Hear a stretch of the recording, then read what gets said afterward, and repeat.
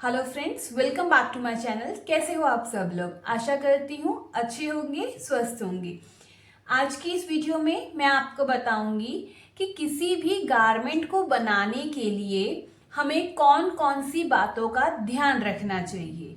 मतलब जब कोई क्लाइंट हमारे पास आता है और अपना मेजरमेंट देता है और हम जब किसी भी कपड़े को कट करती हैं तो उससे पहले हमें कौन कौन सी चीज़ों का ध्यान रखना चाहिए।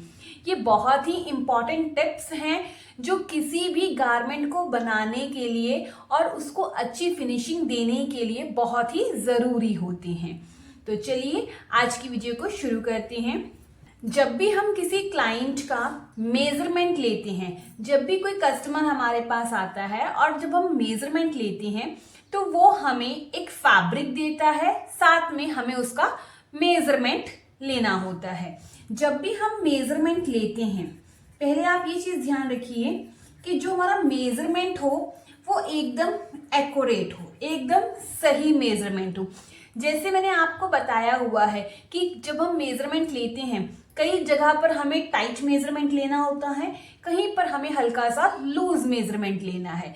तो उस चीज को ध्यान में रखा जाए और मेजरमेंट लेते वक्त हमारे को हर एक पॉइंट को क्लियर करना जरूरी है। मतलब ईच एंड एवरीथिंग हमें डिटेल में लिखा होना चाहिए। अपर चेस्ट कितनी है, फुल बस्ट कितनी है, आर्म होल मेजरमेंट जो हम लोग आमतौर पर नहीं लेते हैं, उन सब चीजों को हमने ध्यान में रखना है। तो जब भी आप किसी कस्टमर का मेजरमेंट लें तो पहले से ही अपने नोटपैड पे वो पॉइंट्स लिख के रख लीजिए, ताकि आप कभी भूलें ही नहीं कि आपको कौन कौन से मेजरमेंट लेने हैं। इतना क्लियर है? अब जब हमें मेजरमेंट मिल जाता है या हम मेजरमेंट ले लेते हैं, क्लाइंट का एक्यूरेट मेजरमेंट हमारे पास आ गया है, तो उसके बाद जो क्लाइंट है वो हमें क्या देता है? फैब्रिक देता है। अब जब हमारे पास फैब्रिक आ गया तो आपने अब किस बात का ध्यान रखना है? वो है कि क्या फैब्रिक और जो ड्रेस है वो कंपैटिबल है एक दूसरे के साथ। कंपैटिबल का मतलब है कि जो कस्टमर चाहता है ड्रेस बनाना और जो वो फैब्रिक आपको दे रहा है, क्या उस फैब्रिक से वो ड्रेस बन सकती है कि नहीं बन सकती। कई बार क्या होता है, क्लाइंट जो है वो आपको ड्रेस ऐसी बताता है जो थोड़ी सी बॉडी शेप वाली होती है, यानी कि टाइट फिटिंग वाली होती है, और ऐसी ड्रेसेस में हमेशा हमें थोड़ा सा स्ट्रेचेबल वाला कपड़ा चाहिए, और या फिर ऐसा कपड़ा हो जो थोड़ा सा थिक हो कि खींचने पे वो फटे नहीं।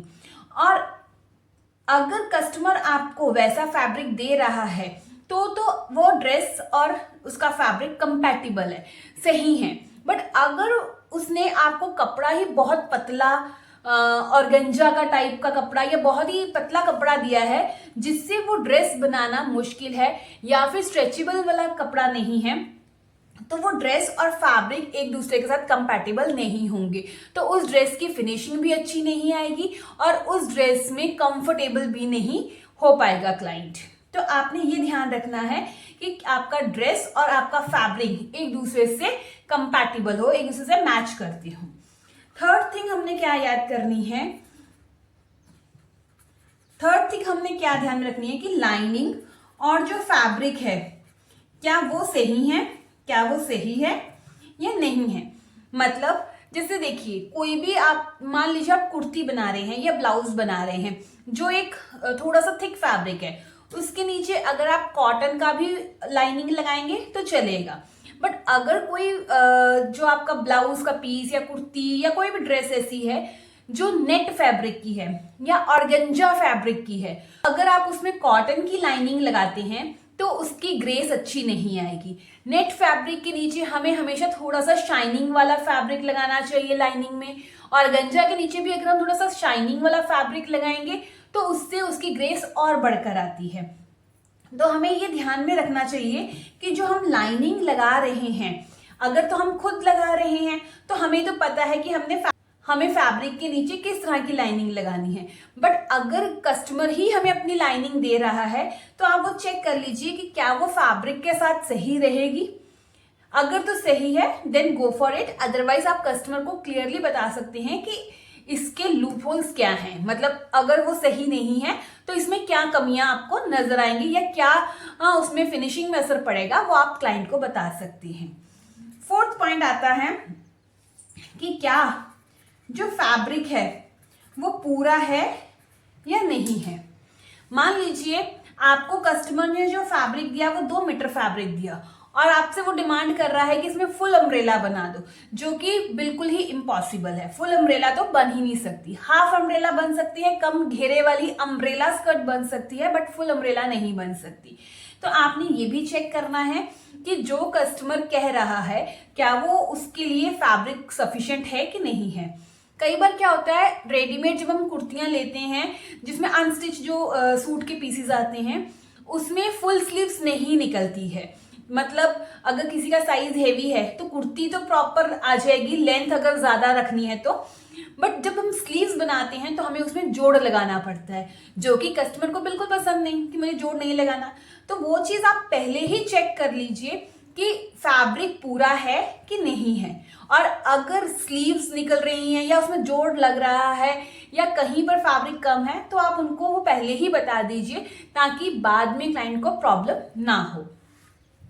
इसके बाद अगर हम बात करें फिफ्थ वन की, तो वो आती है लाइक्रा फ्यूजिंग। अब देखिए लाइक्रा फ्यूजिंग क्या होता है, जब कोई ऐसा फैब्रिक है जो बहुत ही पतला है तो हमें उसको अच्छी फिनिशिंग देनी है और अच्छा उसको स्ट्रक्चर देना है कपड़े को, तो हम उसमें लाइक्रा फ्यूजिंग ऐड करते हैं। लाइक्रा फ्यूजिंग जब हम ऐड करते हैं तो उससे क्या होता है, हमारी कॉस्ट क्या होती है, बढ़ जाती है। मतलब जो अगर हम 100 रुपए का कोई चीज बना रहे हैं तो वो हमारी 150 की बनेगी। मतलब मैंने आपको एक एग्जांपल दिया है, तो कॉस्ट हमारी बढ़ जाती है। तो आपने कस्टमर से ये पूछना है या आपने उसको बताना है कि आपका जो फैब्रिक है वो बहुत ही पतला है तो मुझे उसके नीचे लाइक्रा फ्यूजिंग लगानी पड़ेगी, जिसकी वजह से उसकी फिनिशिंग बहुत ही अच्छी उभर के आएगी और अच्छी बनेगी, बट उसकी वजह से कॉस्ट इंक्रीज होगी। तो क्या वो अफोर्ड कर सकती हैं? अगर तो क्लाइंट आपका अफोर्ड कर सकता है तो आप उसको पहले ही ये सब चीजें बता दीजिए और उसका जो भी बिल है या जो भी आपकी कॉस्ट बनती है पहले ही उसको प्राइस बता दीजिए। अगर वो अफोर्ड कर सकता है तो ओके, और अगर वो अफोर्ड नहीं कर सकता है तो आप उसको क्लियरली बता दीजिए कि मैं इसके नीचे ये वाली लाइनिंग लगाऊंगी और इससे फिनिशिंग में इस तरह का असर पड़ेगा। जैसा भी फैब्रिक होगा, क्योंकि हर एक फैब्रिक पर फिनिशिंग अलग तरीके से आएगी, तो आपने वो उनको पहले ही क्लियर कर देना है। क्लियर है? इसके बाद जो हम आते हैं वो आता है कि हमने जब लाइनिंग कट करनी है, सबसे पहले जब भी हम कट करते हैं वो लाइनिंग को ही हम कट करेंगे। मान लीजिए आपने जो मेजरमेंट लिया है वो एकदम एक्यूरेट है, अब सब कुछ आपके पास आ गया है, फैब्रिक भी आपके पास आ गया, सही है फैब्रिक, लाइनिंग भी आपके पास मिल गई, पूरा है फैब्रिक, कॉस्ट वूस्ट सब कुछ हो गया। अब बारी आती है कटिंग करने की। तो जब भी हम कटिंग करते हैं तो सबसे पहले हमने लाइनिंग पर कटिंग करनी है। This is the first most important step, ठीक है। तो लाइनिंग पर कटिंग करेंगे और उसके बाद हम मेन फैब्रिक पर कट करते हैं। क्लियर है इतना?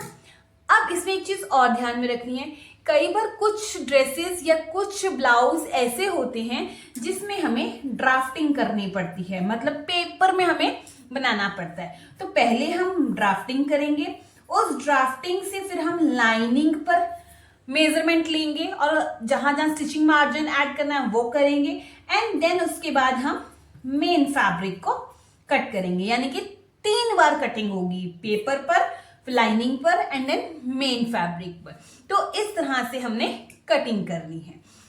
कटिंग करने के लिए आपके पास जो 7th पॉइंट मैं लूंगी वो है कि सारे के सारे टूल्स अवेलेबल होने चाहिए। मेजरिंग टेप जो है वो एकदम नीट एंड क्लीन, बिना टूटी हुई, बिना कटी हुई आपने मेजरिंग टेप को यूज करना है।